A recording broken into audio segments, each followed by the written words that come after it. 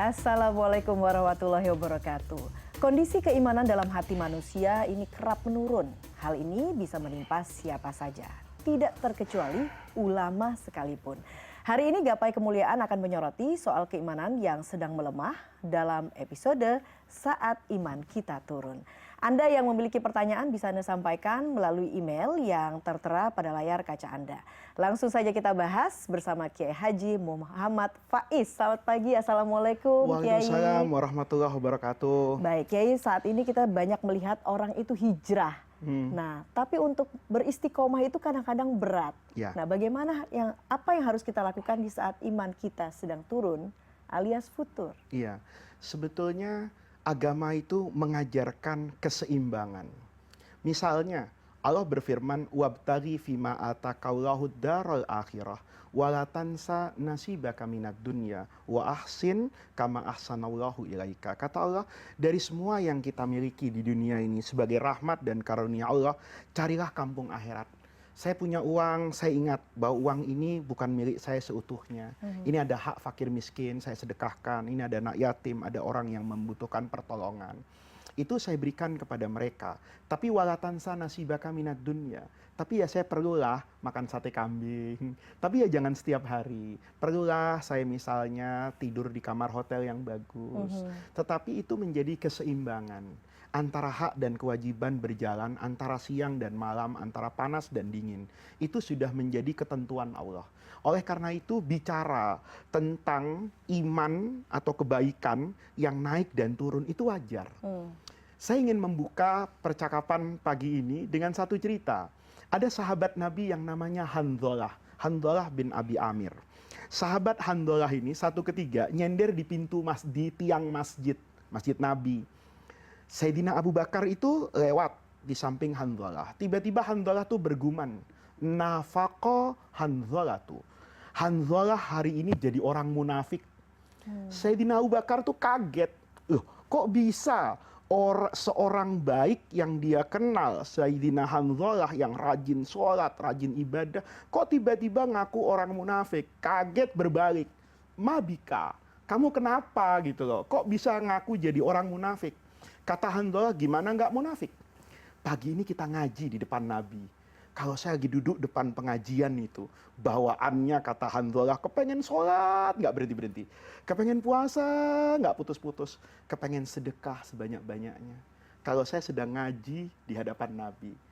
Tapi kata Handhalah, kalau sudah pulang ke rumah, jalan di pasar, ketemu istri, ketemu anak, ketemu sahabat, kok rasa-rasanya keinginan saya sholat tuh turun gitu. Keinginan puasa jadi sarapan pagi gitu. Keinginan bersedekah jadi lebih ingin membeli barang konsumtif gitu loh. Kata sahabat Abu Bakar, kalau itu yang kamu alami sama dengan saya. Bahkan bukan ya dengan semua orang. Kayak kita misalnya kalau sudah bicara tentang kematian, itu bawaannya kepengen sholat. Tapi nanti lupa sedikit, lari lagi. Kata Sayyidina Abu Bakar, kalau begitu kondisimu dengan kondisi saya ini sama. Kita ini orang yang sakit. Karena dalam bahasa bercandanya punya kepribadian ganda. Yuk kita tanya sama Rasulullah. Ini bedanya kita dengan sahabat. Kita kalau sakit fisik panik. Tapi kalau sakit rohani nggak panik. Kalau sahabat rohaninya yang sakit itu panik. Kalau jasmaninya yang sakit mereka tidak panik. Maka mereka datang menghadap Rasulullah. Kata Sayyidina Abu Bakar, Nabi, kami berdua nih hancur ya Rasulullah. Kenapa? Kami munafik. Di depan Nabi kayaknya bagus, tapi kalau di belakang Nabi kayak begitu. Nabi tanya, memang kenapa? Ya kalau di depan Nabi bawaannya baik aja. Mau sholat, mau puasa, sedekah, tidak berkata-kata kecuali yang baik. Ya semua kebaikan itu terbayang dalam benak kami. Tapi kalau kami pulang, ya kami kembali seperti asal kami yang ada baik, ada nggak baik. Apa jawaban Nabi? Nabi mengatakan, lau tadumuna alama takununa indi, seandainya keadaanmu di depan saya itu sama dengan ketika keadaanmu tidak di depan saya, la sofahat kumul malaikatu. Malaikat akan cium tangan sama kamu berdua. Kenapa? Berarti kamu orang yang sangat suci, lebih suci dari malaikat. Kalau malaikat itu suci, zikir terus wajar, nggak punya hawa nafsu. Malaikat kan nggak tahu apartemen yang bagus. Malaikat kan nggak ngelihat perempuan yang cantik dan mobil yang mengkilat. Tapi manusia kan punya itu semua. Tapi kalau bisa kayak begitu 100% kata Nabi, lebih suci dari malaikat. Apa yang ingin disampaikan oleh Rasulullah? Lakin ya Handhalah, hidup itu as-sa'ah was-sa'ah, proporsional. Ada masa kamu sholat datang ke masjid, tapi ada masa kamu bekerja untuk memenuhi kewajibanmu dan hak anak istrimu mendapatkan rezeki. Nah, ini yang kita katakan naik dan turun itu sebetulnya biasa. Dialami oleh setiap orang. Kalau ada orang yang merasa bahwa imannya itu tidak pernah, iman dalam artian bukan keyakinan ya, tapi implementasi dari iman. Sholatnya, puasanya, zikirnya, baiknya, itu istiqomah 100 terus nggak pernah turun. Nggak pernah ada orang kayak gitu. Oleh karena itu agama mengatakan ketika dia turun, dia harus cari dong sesuatu yang bisa membalikkan itu. Kalau baterai handphone habis, ya kita charger ulang sehingga dia dapat energi baru misalnya. Nah, itu adalah ajaran agama. Jadi itu adalah hal yang wajar di saat kemudian kita merasa futur atau enggan begitu ya, Kiai. Nah, mengapa kemudian iman itu bisa turun tapi Kiai? Iya, iman turun itu bukan artinya keyakinannya kan. Tapi implementasi dari iman. Iman itu bisa diartikan amal soleh. Kayak Allah berfirman dalam Al-Quran, innallaha la yudhi'u imanakum. Kayak orang ketiga itu diartikan iman itu adalah sholatnya. Nah, artinya amal soleh kita kan yang turun, naik turun tuh amal soleh kita. Kalau iman, semua orang beriman kepada Allah. Tapi kadar keimanan itulah kemudian yang menentukan implementasi sholatnya. Kalau imannya dalam artian sedang baik, itu artinya sedang bagus banget, maka amal solehnya ikut bagus kan begitu. Ketika dia imannya berkurang, sedang jauh dari Tuhan misalnya, boleh jadi amalnya juga akan turun. Nah, ini yang dinamakan turun naiknya iman. Artinya bukan imannya yang terlihat turun sebetulnya, tapi implementasi dari keimanannya. Nah, ini tentu harus berobat gitu. Ini harus mencari formula vitamin yang bisa membangkitkan amal dia kembali seperti sedia kala sewajarnya. Nah, pertanyaannya bagaimana kemudian berobatnya itu? Oh, iya. Caranya bagaimana? Iya. Tapi kita akan break terlebih dahulu, Iya. kita akan lanjutkan sesaat lagi, tetap bersama kami dalam Gapai Kemuliaan.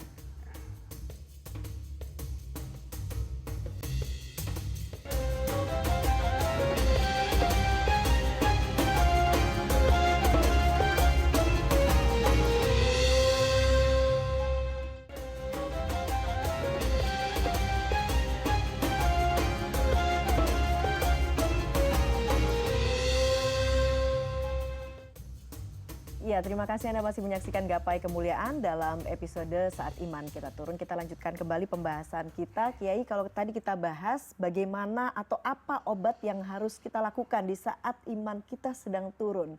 Ya. Apakah introspeksi mungkin salah satunya? Ya. Di antaranya itu.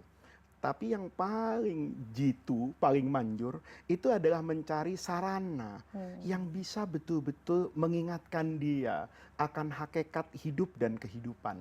Di Mesir itu, Imam Syafi'i itu punya guru perempuan, namanya Sayyidah Nafisah. Sayyidah Nafisah ini adalah guru lahir batin Imam Syafi'i. Bukan saja beliau belajar ilmu fikih, tetapi juga banyak tentang kebersihan jiwa. Apa yang istimewa dari Sayyidah Nafisah radhiyallahu anha ini? Dalam banyak riwayat, beliau itu sudah membangun kuburannya jauh sebelum beliau wafat. Kalau kita kan nggak pernah berpikir rumah masa depan kita dalam artian kuburan. Dibangun bukan dibangun dalam bentuk yang indah, biasa saja. Hanya dilobangi sesuai dengan kuburan biasanya, tetapi karena itu belum ditempati oleh beliau, jadi dikasih batu-batu keras. Ya, kalau kita sekarang mungkin di semen, ya, karena kalau tidak kan takut longsor dan sebagainya. Setiap beliau merasa, ini saya malu untuk ngomong ya, Sayyidah Nafisah itu merasa imannya sedang turun. Imannya sedang turun kan beda dengan saya. Kalau saya tuh turun sejadi-jadinya. Kalau beliau biasanya mungkin sholat tahajud 100 rakaat jadi 20 rakaat. Itu beliau merasa turun gitu loh. Karena seperti itu beliau masuk ke dalam kuburnya itu. Ditutup dengan batu-batunya. Kemudian membaca Al-Quran sepanjang malam. Sehingga hatinya kemudian berbisik kan, ini loh rumahmu nanti.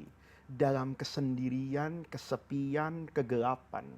Apa yang bisa menolongmu hari itu kecuali amal perbuatannya. Nah, ketika seperti itu keluar, itu tentu akan memompa semangat untuk memperbanyak amal soleh. Jadi memang ketika iman kita itu sedang turun, amal soleh kita sedang turun, kita memang butuh pengingat, motivator yang bisa memotivasi kita untuk kembali menjadi orang yang seharusnya. Dan itu banyak dikatakan oleh para ulama adalah dengan berziarah kubur. Hmm. Karena orang yang sering melihat kuburan itu sering ingat mati. Iya. Orang yang sering mengingat kematian, itu pasti hidupnya akan baik. Maka tradisi kita di Indonesia itu luar biasa. Dulu kalau kita lihat hampir di setiap masjid di Indonesia, itu di depan, kanan, kirinya itu banyak makam. Kita lihat kalau lagi berziarah makam Wali Songo misalnya. Iya. Itu kan tujuannya bagus. Karena orang dulu tuh sering rajin ke masjid. Iya. Berjamaah 5 kali sehari. Dan setiap 5 kali itu melihat kuburan. Apa yang terjadi? Mereka pasti menjadi orang-orang yang baik. Karena dia selalu ingat di depan mata dia itu, itulah rumah saya. Itulah masa depan saya. Nah, yang seperti ini yang akan memompa. Yang kedua tentu banyak membaca Al-Quran, bersolawat kepada Rasulullah. Membaca itu utamanya juga dengan memahami maknanya. Ketika dia melihat ayat yang berisikan rahmat tentang surga, maka ada motivasi kan untuk meraih itu. Iya. Sementara ketika dia membaca ayat yang terkait dengan azab dan neraka, maka ada motivasi kan untuk tidak terjerumus kepada perbuatan yang menyebabkan dia akan masuk ke dalam api neraka. Baiklah. Baik, Kiai, kita juga memiliki pertanyaan dari netizen dan akan kita hadirkan dalam tayangan berikut ini. Baik, kita saksikan sama-sama. Assalamualaikum warahmatullahi wabarakatuh, Pak Ustadz. Saya mau nanya nih Pak Ustadz, untuk menjaga keistiqomahan diri itu kan agak berat ya Pak Ustadz ya. Gimana sih Pak Ustadz cara menjaga saat iman kita tuh turun? Karena jujur aja ya, namanya hidup ya, Allah kan maha membolak-bolakan hati tuh Ustadz. Jadi tuh kadang kurang istiqomah gitu merasanya, minta penjelasannya, minta pencerahannya tuh Ustadz. Terima kasih Ustadz. Nah, itu dia ya. Hati suka dibolak-balik soalnya, Kiai. Ini pertanyaan dan jawabannya sebenarnya bukan untuk yang nanya saja, tapi bahkan untuk saya yang masih jauh disebut dari orang yang bisa istiqomah. Istiqomah itu kan satu kata dengan mukim. Mukim itu kan berdomisili. Saya bisa jadi bukan orang Jakarta. Saya mungkin aslinya tidak di Jakarta. Tetapi ketika saya tinggal setiap hari rumah saya pulang di Jakarta, maka saya dikatakan sebagai mukim warga Jakarta. Di mana mukimnya? Oh, di Jakarta. Mukim itu kan istiqomah. Istiqomah itu terus menerus. Maka agama juga ketika sholat, itu enggak ada kata perintah sholatlah, enggak. Tapi wa aqimu as-sholata. Rabbi ja'alni muqimas sholat. Nah, ini yang enggak gampang. Bukan buat yang nanya ini. Buat saya luar biasa. Istiqomah itu bergantung dengan motivasi. Apa yang ada dalam benak kita. Cara yang paling mudah untuk menggambarkan begini. Kalau ada orang satu malam dikejar anjing yang galak sekali, itu dia lari sekenceng-kencengnya. Kadang-kadang bisa jadi dia lompat pagar. Dia nggak sadar. Tapi besok pagi dia lihat, loh, saya semalam tuh lari ternyata jaraknya jauh ya. Dari sana sampai ke dalam rumah. Loh, ini pagar 2 meter kok bisa ya? Saya langkahi, saya lompati. Kenapa? Ada anjing yang mengejar. Kalau dia coba hari itu, nyangkut mungkin di atas pagar itu. Kenapa? Karena nggak ada yang mengejar. Sama. Istiqomah dan agama itu kan bergantung. Apa sih yang kita kejar? Kalau yang kita kejar di dunia, sebatas pujian orang, dapat selesai. Kalau yang dicari di dunia ini, hanya keinginan untuk sifat-sifat yang bersifat duniawi, begitu dapat, selesai. Tapi kalau yang dia ingin dapatkan adalah ridho Allah, maka dia tidak akan pernah berhenti sebelum dia yakin ridho itu ada dalam genggamannya. Dan itu hanya bisa dipastikan nanti di alam akhirat. Nggak ada orang bisa mengatakan Allah itu ridho kepada saya. Enggak. Dan itu yang membuat orang itu kemudian istiqomah di dalam agama. Yang dilihat adalah ridho Allah. Dan dia mengatakan, saya belum mendapatkan itu. Maka dia akan terus berusaha menjaga sampai dia mendapatkan. Itu namanya istiqomah. Nah, Kiai, kalau kemudian untuk menjadi istiqomah tentunya butuh usaha yang begitu besar. Nah, di saat iman kita turun, tapi kita tidak segera bergegas untuk memperbaikinya. Iya. Nah, itu apa bahayanya, Kiai? Bahaya sekali, karena kalau nanti membiasakan seperti itu, dia akan menjadi orang yang pesimistis gitu. Seolah-olah ya sudahlah, kayaknya saya tidak bisa recovery lagi. Makanya agama itu mengajarkan pekerjaan yang paling dicintai oleh Allah dari hambanya, itu adalah pekerjaan yang dia continue, istiqomah. Wa in qalla. Ini penting, yang terakhir nih. Walaupun sedikit. Artinya apa? Ketika dia ingin melatih untuk menjadi istiqomah, mulailah dari hal-hal yang sedikit, yang secara teoritis bisa dikerjakan oleh semua orang. Saya bisa nggak bersedekah 1 juta setiap hari? Bisa, kalau kaya. Saya bisa nggak bersedekah 100 juta? Bisa, kalau saya punya uang miliaran. Tapi bisa nggak saya istiqomah menyisipkan 2.000 setiap hari untuk saya sisihkan buat mereka yang membutuhkan. Ketika saya bisa menjaga 2.000 ini, ketika saya bisa menjaga 2 rakaat saja sebelum sholat subuh, maka nanti dampaknya itu janji agama, dia pasti ingin merindukan menambah. Tetapi kalau dia mulai dari sesuatu yang besar, dia pasti akan berkurang. Ketika berkurang, maka dampak psikologinya dia akan merasa menurun. Sementara yang sedikit, ketika dia tambahkan sedikit, sesedikit apapun dampaknya adalah mengatakan bertambah. Nah, ini adalah kunci kalau kita mau memulai istiqomah itu, mulailah dari hal yang kecil, yang ringan, yang tidak membebani kita dengan beban yang sangat berat, tetapi kemudian kita tempa diri kita untuk biasa mengerjakan pekerjaan yang kecil, ringan dan sedikit itu secara terus-menerus. Agama menjanjikan kalau Anda kerjakan itu secara kontinu, maka nanti akan ada pertambahan.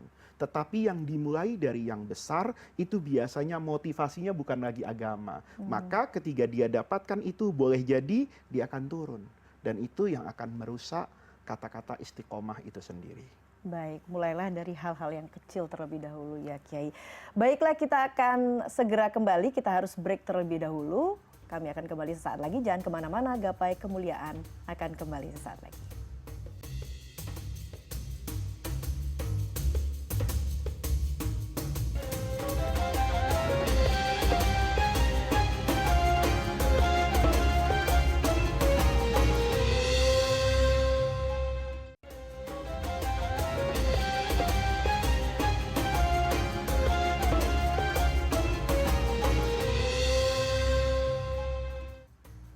Ya, terima kasih Anda masih menyaksikan Gapai Kemuliaan dalam episode Saat Iman Kita Turun. Kita lanjutkan kembali pembahasan kita bersama Kiai Haji Muhammad Faiz. Kiai, kalau kemudian tadi kita ingin istiqomah, kita harus mulai pelan-pelan. Iya. Nah, pelan-pelan menuju ke istiqomah ini. Nah, apa kemudian ganjaran dari di saat kita beristiqomah kalau begitu? Ganjaran dari istiqomah itu kayak Quran janjikan tuh. Innalladzina qalu rabbunallah tsumastaqamu. Kalau orang itu sudah istiqomah dalam imannya tadi, dia jaga ritme itu rata gitu ya. Maka tatanazzalu. Tatanazzalu itu beda dengan tanzilu. Kalau tanzilu itu turun sekaligus. Kalau tatanazzalu itu akan bertahap. Sebagaimana rezeki orang soleh itu, tidak boleh rezekinya itu lancar terus. Karena hidup juga nggak seperti itu. Kayak orang soleh istiqomah sehari puasa, sehari nggak puasa misalnya. Maka dia harus terima tuh. Sehari dapat rezeki, sehari enggak misalnya. Nah, ini nanti kalau biasa menerima ini, nanti di ujungnya ini luar biasa. Orang yang menjaga keistiqomahan itu bisa menyaksikan apa yang akan Allah berikan kepada dia. Singkatnya pakai cerita aja lah. Dulu di Irak itu ada orang soleh yang luar biasa. Namanya Imam Ibrahim bin Adham. Ini orang se-Irak di masa itu, ya. Ini mungkin di abad kedua Hijriah. Itu tahu betul kalau orang ini mustajabat doa. Doanya itu mesti diterima. Nah, pada satu hari beliau ini pergi ziarah ke Madinah habis umroh lah. Maka di Masjid Madinah itu kan tradisi menutup masjid itu sudah lama. Hari ini kan masjid dibuka 24 jam. Ya. Tapi di era sebelum 2000-an itu Masjid Nabawi kalau malam ditutup. Nanti dibuka lagi jam 3 malam. Ya, saya pernah ada 4 tahun di kota Madinah, jadi saya tahu betul. Itu selalu ditutup jam 10 malam, nanti dibuka menjelang subuh. Itu tradisi yang sudah cukup lama. Nah, Imam Ibrahim bin Adham ini berdoa semenjak berangkat. Beliau berharap bisa tidur di dalam masjid Nabi untuk itikaf, untuk sholat malam di Raudhah. Maka beliau berdoa, ya Allah mudah-mudahan tidak ketahuan polisi yang menjaga, ya Allah. Padahal doanya biasa diterima sama Allah. Maka hari itu kata Ibrahim bin Adham, doa saya itu enggak dijawab sama Allah. Ketangkep lah, kepergok sama polisi yang menjaga di sana di masa itu, mengatakan, loh kamu ada apa di sini? Ayo keluar, masjid mau kami tutup. Gitu. Maka dia keluar. Begitu keluar, ini kan jangan bayangkan kayak jamaah umroh sekarang. Ya ada hotel, ada penginapan, dia bingung. Harus kemana saya meletakkan badan di malam yang sepi dan dingin ini. Maka tiba-tiba ada tukang roti datang lewat. Orang dia nggak tahu kalau tukang roti. Kata dia, saudaraku kamu kenapa? Saya cerita lah, saya ini nggak punya saudara, nggak punya penginapan. Dan beliau masuk ke Madinah itu tidak memakai pakaian layaknya seorang kiai lah. Karena beliau ingin khusyuk berdoa. Kalau dia dengan pakaiannya kan akan dikenal orang. Salaman, mungkin zaman sekarang diminta selfie kan gitu. Nah akhirnya beliau menyamar. Dibawa sama orang tadi ke tempatnya, ternyata itu tukang roti. Jadi kalau begitu Tuan, ikut saya di sini. Tuan bisa istirahat dan hangat, karena saya akan mulai memasak roti adonan itu. Maka dilihat sama Ibrahim bin Adham, tukang roti ini istimewa. Satu adonan, kalau tahu cara buat roti di Arab itu suka ditempel di atas dinding itu, kemudian arangnya itu di bawah. Dia setiap meletakkan roti bicara Bismillahirrahmanirrahim. Adonan kering dia ambil Alhamdulillah. Sampai menjelang subuh, roti-rotinya jadi banyak itu. Kata orang Arab tuh tamis, kata orang Mesir tuh es yang bulat itu. Ya, itu dia selalu memulai dengan basmalah dan mengambil itu dengan hamdalah. Bismillah walhamdulillah, bismillah walhamdulillah, bismillah walhamdulillah. Kalau ada bismillah berarti adonan masuk. Kalau ada alhamdulillah rotinya jadi. Kata Ibrahim bin Adham ini luar biasa. Setiap roti itu dimodali dengan basmalah dan diambil dengan hamdalah. Maka kemudian Ibrahim bin Adham ini bertanya sama orang tadi, saudaraku luar biasa. Kamu setiap membuat roti mengucapkan bismillah. Setiap mengakhiri roti itu sudah matang, kamu ambil dengan hamdalah. Saya mau tanya, kamu melakukan ini berapa tahun? Dia katakan lebih dari 40 tahun. Kata orang tadi, kata Imam Ibrahim bin Adham, setelah 40 tahun, setiap malam, jam 2 malam sampai menjelang subuh, kamu selalu mengucapkan bismillah dengan alhamdulillah. Apa yang terjadi pada dirimu? Kata dia, alhamdulillah. Allah selalu memenuhi hajat saya. Saya tidak pernah punya uang, tapi setiap saya berhadapan dengan kebutuhan hidup, selalu ada jalan keluar yang Allah berikan.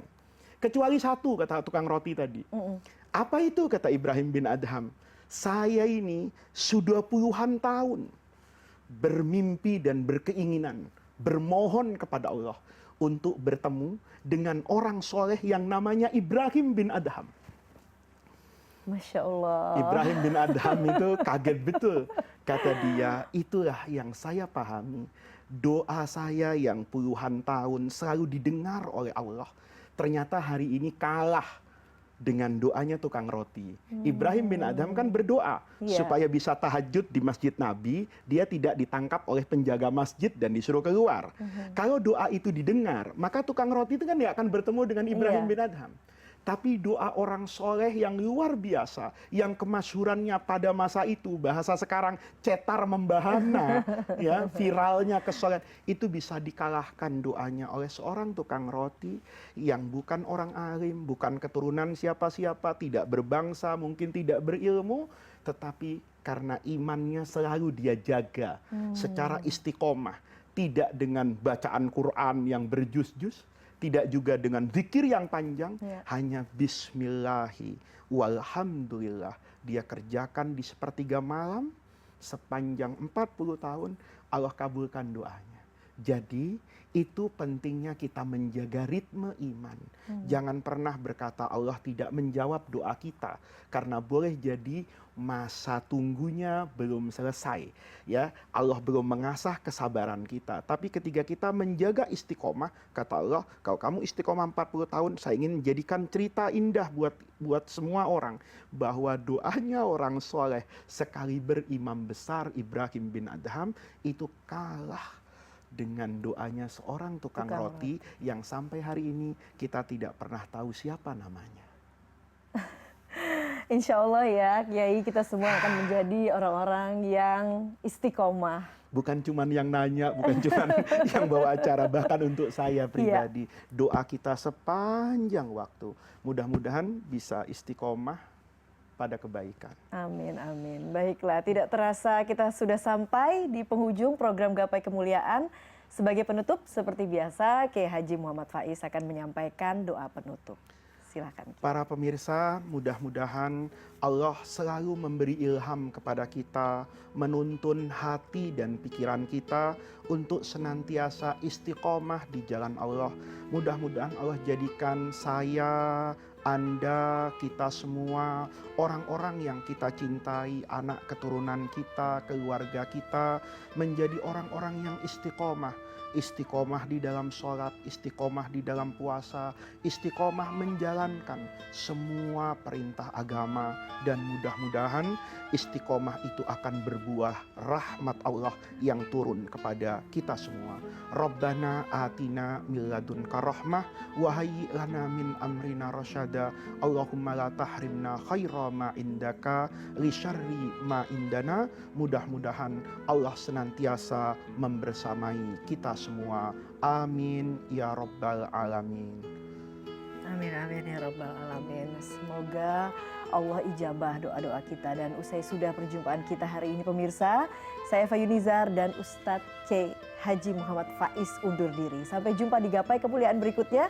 Wassalamualaikum warahmatullahi wabarakatuh. Waalaikumsalam.